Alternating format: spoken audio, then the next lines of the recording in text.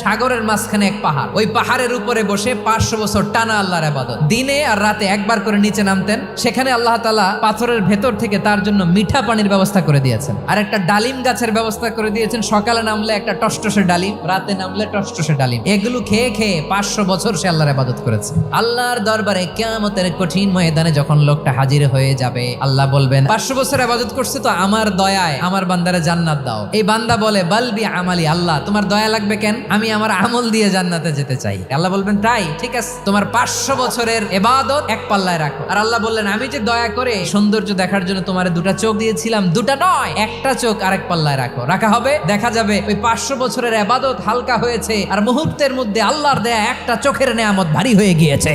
ফলাফল দেখো, হিসাব বলে তুমি এখন জাহান্নামে যাবা, যাও এবার জাহান্নামে যাও। এবার লোকটা কাচুমাচু করে বলে আল্লাহ এবার আমি বুঝতে পেরেছি তোমার দয়া ছাড়া দুনিয়ায় কেউ জান্নাতে যেতে পারবে না।